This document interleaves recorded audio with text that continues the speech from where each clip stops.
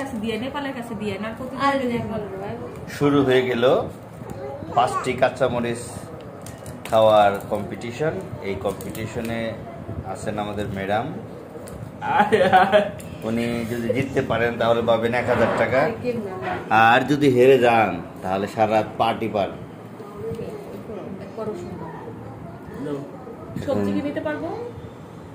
আমার কোনো বাধা নাই, যা ইচ্ছে তাই নিয়ে খাবেন।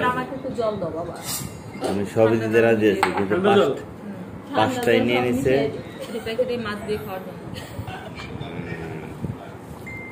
দেখা যাক, কম্পিটিশনে গিয়ে যাচ্ছে। আমি কিন্তু আরে এ তো ভিডিও করছে। আমি কিন্তু মারাত্মক মানে ভয় ভয় করতেছে। আমার মনে টাকাটা খোয়া গেল। আমার কিন্তু তাকে একটু স্পেশালিস্ট মনে হচ্ছে, এবং আগে থেকে মানে এরকম কম্পিটিশনে সে জিতে আসছে এরকম ভাব দেখাচ্ছে। কিন্তু সারা যদি তার পেট ব্যথা করে সেজন্য কিন্তু আমি দায়ী থাকবো না, আমি বলে রাখছি। তার শুভাকাঙ্ক্ষী যারা ডাল নিতে পারি বাবা, একটা রসুন দাও না।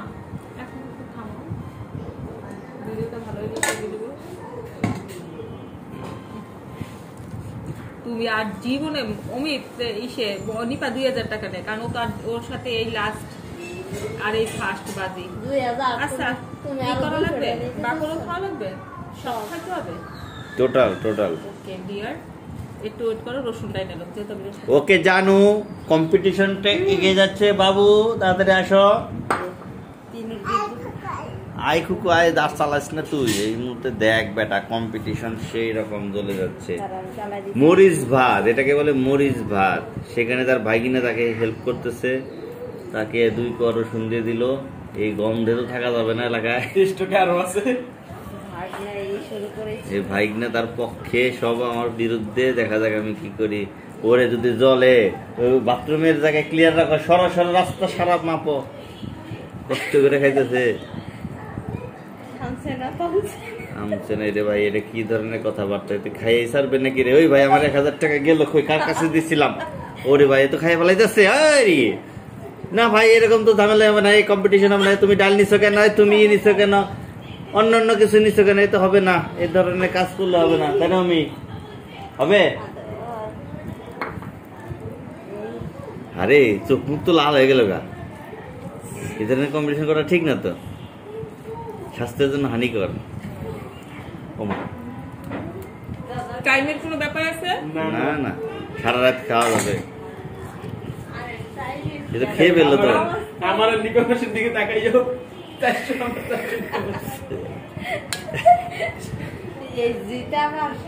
যে হারে খাচ্ছে ভাই। মামা তুমি 1000 আমার দাও, খুচরো 200 দিয়ে দেব।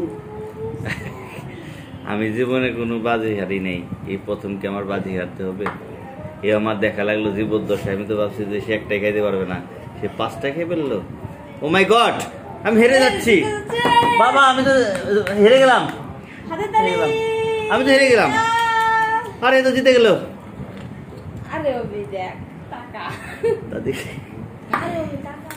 খাইতে পারতেছে না কিন্তু, আর অনেক কষ্ট হইতেছে। বাথরুম রেডি করা হয়, সরো।